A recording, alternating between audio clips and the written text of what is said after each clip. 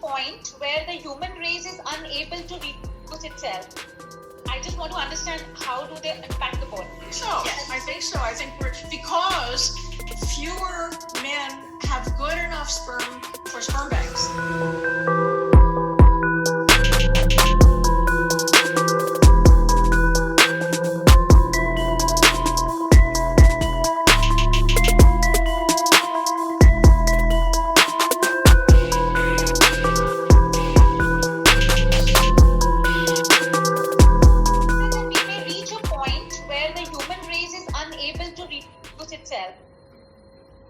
Yes.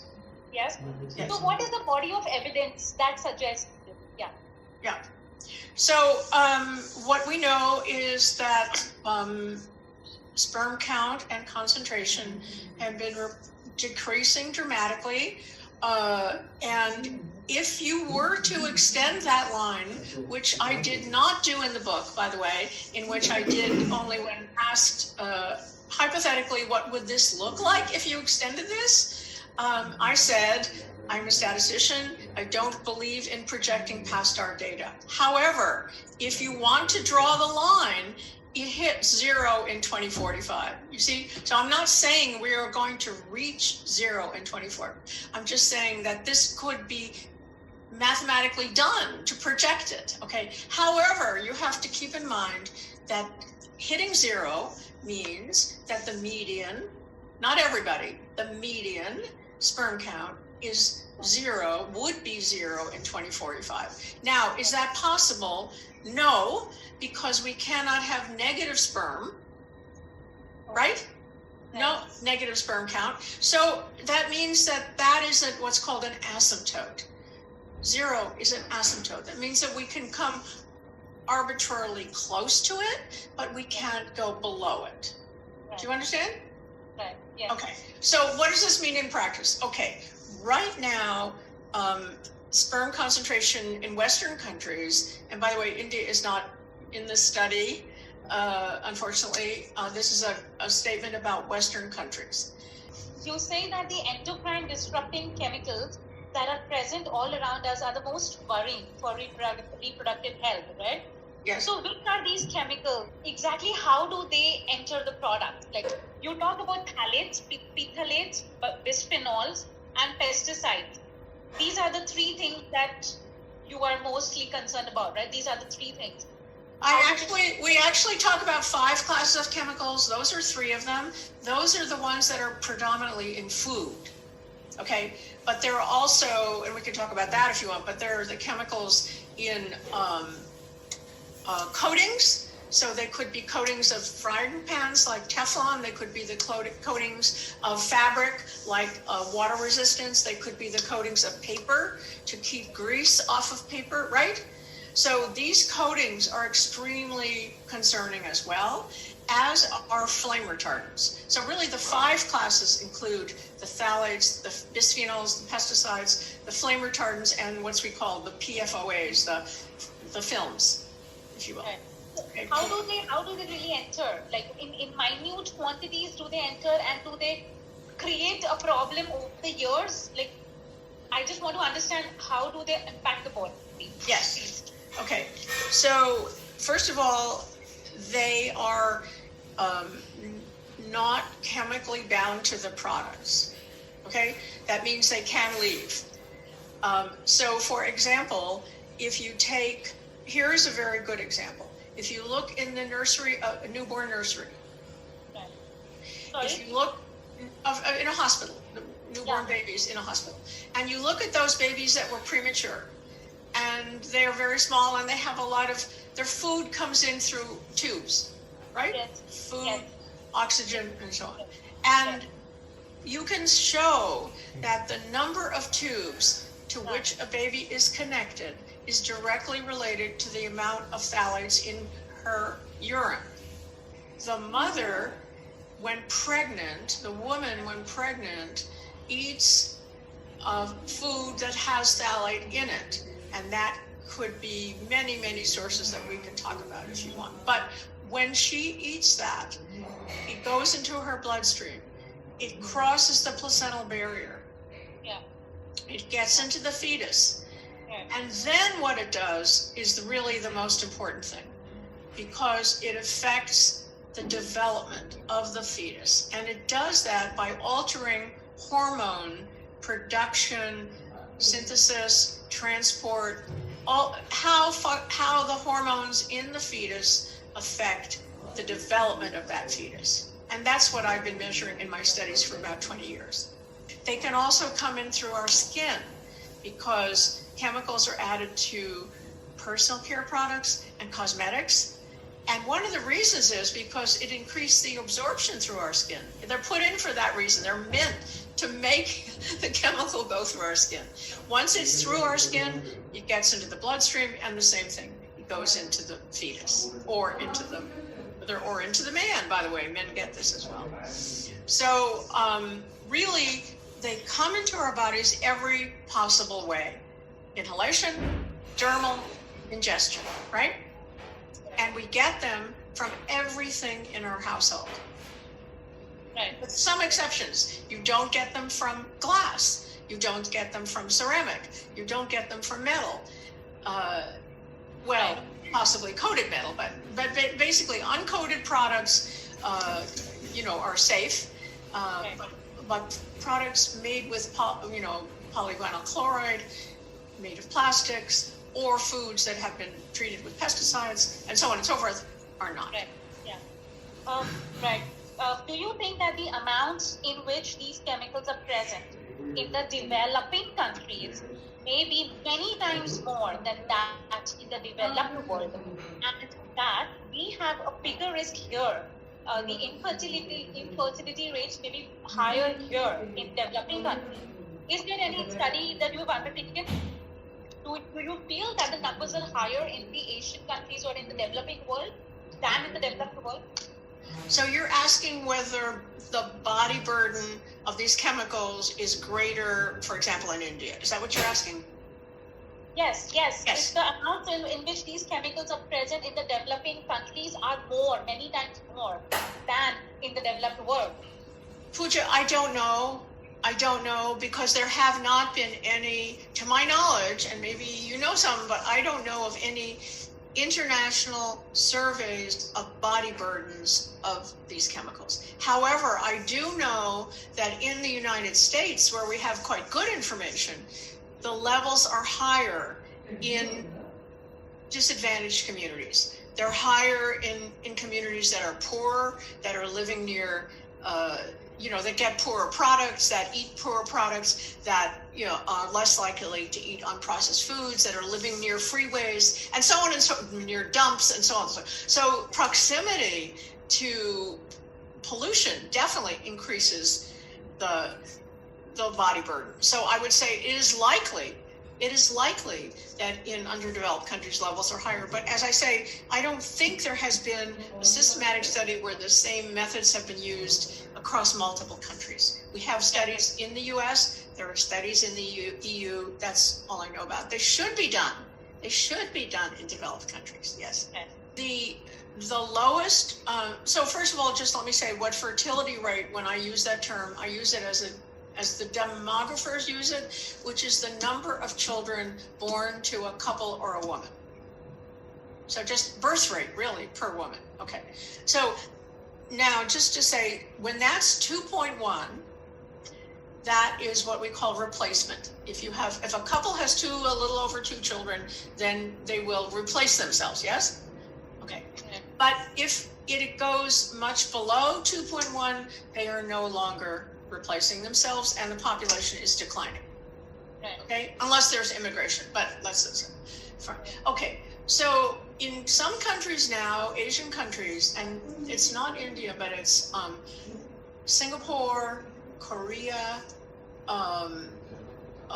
Japan, are very close to 1.0, which is extremely low. In fact, I believe Korea reached the lowest ever reported of 0.85. Early pregnancy, male and female genitals are the same. They look the same. And then they become male when testosterone is produced by the fetal testes. Right.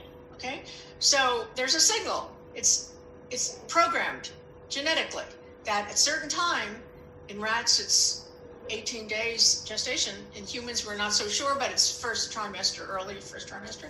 Then the testicles, the testes start making testosterone. Right. Yeah. That tells the genital tract, which was just a single line, to start differentiating, start to be different in males and females. So the male starts to get the male parts, and then the default, what's left, if you will, is the female. Okay. Right. So if there's not enough testosterone, Yeah. then that doesn't happen completely. Then the boys that are later born from those pregnancies will have genitals that are incompletely masculinized.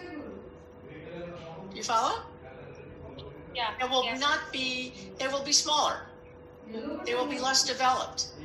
They haven't completed development, and it stopped. Okay? It stopped. It doesn't continue as they, it changes, of course, they grow, everybody gets longer hands and everything, and that grows too, but actually it remains a little bit female because they didn't have enough testosterone at the right time. Okay? So phthalates do this. Phthalates lower testosterone. Even a little bit of phthalate lowers testosterone. So that's why in animals, when the pregnant dam is fed food with phthalates in it, they produce males which have what has been called the phthalate syndrome. Not by me, but by toxicologists, the phthalate syndrome. So what I did is showed that in humans, we also have the phthalate syndrome. Okay? So this is the best proof we have that chemicals that can alter hormones, we call them endocrine disrupting chemicals. You have a link from exposure to these common chemicals to a pregnant woman all the way to her son's ability to reproduce. These labels are tricky, and I think you might know that since you're asking such a good question, when people demanded bisphenolate-free baby bottles, particularly water bottles, manufacturers took BPA out of those products, and they labeled them BPA-free. However, I would say it's certainly very, very difficult. I don't think it's impossible. There are many companies now that are expressing commitment to making safer products. And I don't know if you see those in India, but we certainly see, this company is committed to, environmental health. We're committed to, protecting the environment and so on and so forth. And so I think and that is partly because probably there are people in the company that want to do that, and there's also public pressure. So as public pressure increases, and I hope the book Countdown will help do that, and interviews like this will help do that. As people get more angry and more upset about the current chemicals in plastics and products in their home. However, we can do it. I think we can do it, but we just have to decide as a society that this is important. And it increases the risk of miscarriage as well. You say that EDCs increase the risk of miscarriage among women of all ages. Yes. Miscarriage. Yes, they do. So they increase the risk of the miscarriage both through affecting the quality of the eggs and problems that the women have, but also through the men. So you know that 50% of infertility and miscarriage is attributable to men, right? It's not just a woman's problem. So problems in the man and exposures in the man, by the way, at the time that he is conceiving the pregnancy, contribute to this. So I would say it's a 50-50 contribution, but yes, through the man and through the woman, chemicals are increasing the risk of miscarriage. I try to not use plastic in storage of food, right? In wrapping of food and in cooking of food. Cooking is a particularly bad problem because when food gets warm, there's more chemicals that come into the food. And I think one of the main things as Pooja is to just recognize that they're coming in all the time from everywhere, from unexpected places, and to ask when you buy a product, look at it. Is it likely to contain a flame retardant? In the West, and I would think it's probably the same in India, men do not get their sperm count tested routinely. They do not know what their sperm count is. And by the way, I want to point out that it's not just about having babies. That's not the only reason men should know their sperm count, because men with low sperm count also get more disease. They have more heart disease, they have more diabetes, they have more reproductive cancers, and they die younger. So if men care about that, they should find out, just like you find out what your cholesterol is and your blood pressure. And many people have said that these markers of reproductive health could be considered the sixth vital sign. It tells you about your lifelong health. The chemical, again, talking about phthalates because I know it best, phthalates lower testosterone. And testosterone is both in men and in women, surprisingly, because most people don't know that, is linked to libido. So, I mean, just for example, when men go and watch or anybody goes and watches a very exciting movie, or go to a fight, or or a sports event, their testosterone goes up. It also so it's very flexible, it's very labile, it changes over the day and so on. And it's reduced by both prenatal and adult exposure to these chemicals that have the ability to lower testosterone. They're called anti-androgens. That means an androgen, testosterone is the primary androgen. Okay. So they lower testosterone, and here's one. I mean, we did a study, many studies, but in my study of pregnant women, we looked at phthalate levels in their urine, and then we asked them about their sexual satisfaction. How satisfied were they? How often they had sex, and so on. And the higher the phthalate levels, the lower the sexual satisfaction. Okay? We showed that in our study. And there's a study out of China where men were manufacturing bisphenol A products with bisphenols. So exactly how it happens, I'm not sure. I'm not an endocrinologist, but it certainly acts through the brain, because we know that these chemicals are related to the sexual differentiation of the brain. We showed that also. So they have the ability, if they can, alter this hormone balance between testosterone and estrogen. It's not, by the way, just testosterone alone. It's also the balance between testosterone and estrogen. And when that's thrown off, this whole syndrome, if you will, of lower satisfaction, lower libido, erectile dysfunction, and many more young men are now getting testosterone supplements. And we know that worldwide testosterone has been dropping. Non-chemical factors. Yeah. Right? So, for example, stress. Stress is important. As far as sperm count and fertility, smoking is very important. Cigarette smoking, and probably other smoking as well. Binge drinking, alcohol, high levels of alcohol in a binge, in a one night stands kind of thing. Low level is okay, but binge drinking is not okay. Obesity, hormone levels are very tightly tied to body fat. So the amount of obesity affects fertility and menstrual function and semen quality as well. Diet is very important. And both through eating, say, non-pesticide-free food, and phthalate-free food, but also just generally the quality of the food, the vitamin levels of the food, folates in the food. There's just a huge, category which we call lifestyle factors. Lifestyle factors.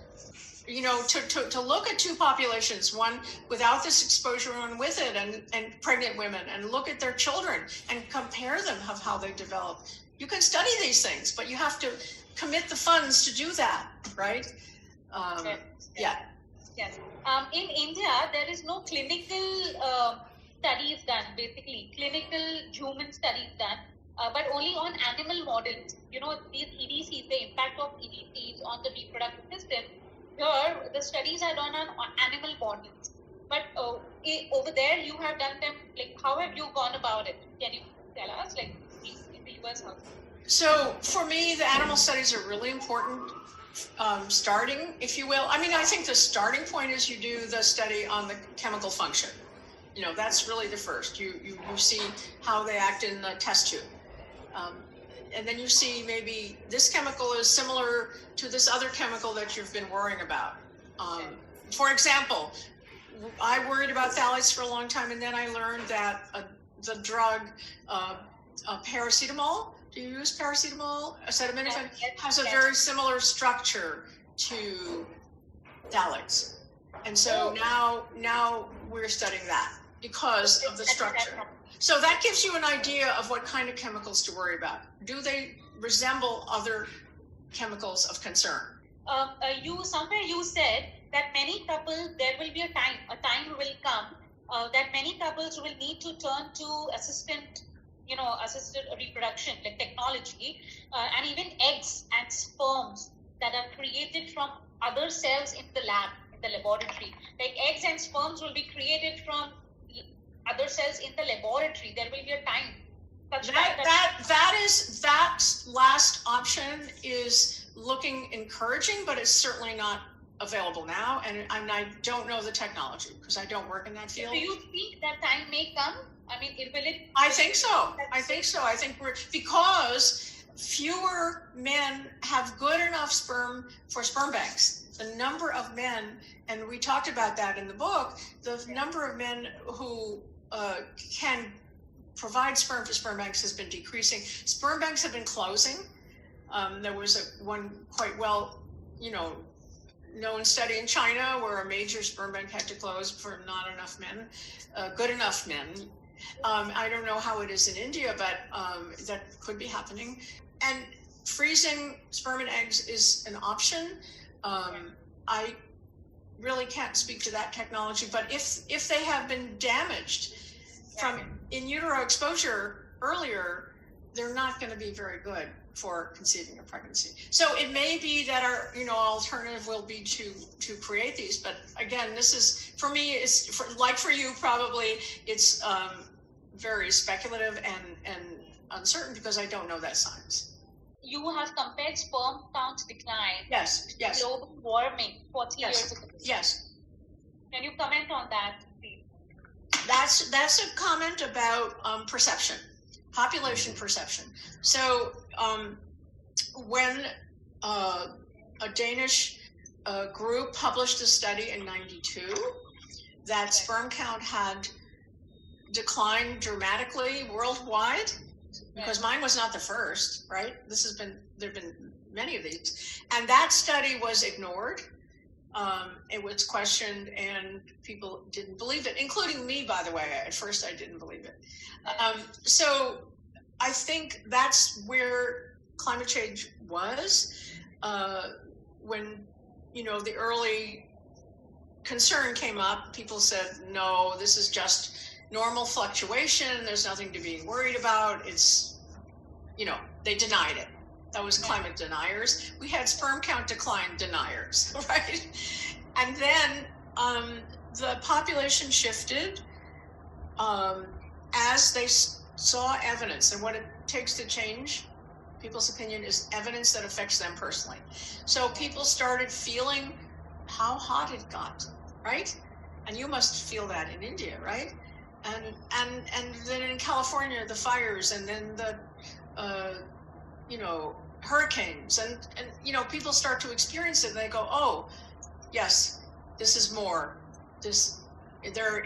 We do now believe in global warming, but we don't think that humans had anything to do with it. It just happens, right? Yeah. And that's about what happened with the 2017 sperm decline meta-analysis. That was much different in its reception than the 1992 paper. In 2017, we did have many people accepting it, and basically people saying, yes, sperm count has declined, but doubting whether human intervention had played a role. And so now we accept for climate change that humans play a role. We're looking at alternative energy sources. We're changing, what kind of cars we drive, and we're watching our carbon footprint, and we're starting to be really careful. And I think that care will come in this area as well as we talk about it more and more. Yeah. So basically, you spoke about the way pesticides levels in food have a direct and frightening correlation with sperm count. You said it was proven in pineapples. You did a researcher's study in pineapples. Can you tell me about that study? You mentioned it in the book. The study. Okay, so that's a specific pesticide, and it's called dibromochloropropan. DBCP. Dibromochloropropan. And that pesticide was used in many countries, like in South America, and it was used in Israel. And what was discovered by the workers and their families was that they weren't having children. They weren't having children. And so they, finally the men got tested, and they had 0 sperm. 0. Okay, so that, of course, was a high level of exposure because it was occupational. But by the way, occupational levels tend to be very high, and that's the thing. Okay, so they discovered that, and at that point, when that came out, then they stopped using that pesticide. And the good news is that a few months later, they started to have sperm, and then they could start to have babies. So if we identify these problems, we can stop the exposure, and then we can recover sperm function and fertility. But if we stop using one chemical, the industry will start using other chemicals. But we will never be chemical free, right? I mean, we need that's a really good question. Do we need the chemicals? And of course we do need chemicals. But I believe that it is possible to create chemicals that can be helpful to us, that will not harm our body's hormones. This is a particular kind of harm that I want to get rid of, and will not harm reproductive health of all the species on the planet. If you look at the number of endangered and even extinct species, it's terrifying, really. And I don't think we should consider ourselves really different from other species. Right. But do you think that somewhere we know that these chemicals are harmful, and yet they have been used? Why use the chemicals when we know that they are harmful? I mean, why is the? I don't think people believe the harm. I don't think they do. Just like with climate change, I don't think in order to believe something enough to take action, you really have to feel personally threatened. Okay, so I think as the number of couples that can't have a child, I mean, everyone knows someone now who can't have a child, right? You just talk to your friends, everyone knows someone. As that increases, and as people become aware of effects on things like libido and erectile function, and which is very unpleasant for couples, right, and people, and for their self-images, as they begin to believe that the chemicals matter deeply to them personally, then they will start taking action, I think. Have you noticed that doctors as well as couples themselves, the doctors and the couples themselves, it is very difficult for them to establish a connection between chemicals and infertility. They never do that. They will never think of it. It is either No, restricted no. or, like. That's absolutely right. And that's one of the really important groups to educate. I think that the education of the healthcare providers of various levels, doctors, doctor's assistants, nurses, that could be all asking if a couple has a problem. Oh, I'm sorry. Have you been, watching what your plastics you're exposed to? Have you been, asking them, considering this is not in the conversation. It's not in the conversation. And so one of the things I'm trying to do with this book is to get this into the conversation, have people talk about it. Maybe it doesn't work for them. Maybe it's not their problem. But as a society, I think it is our problem.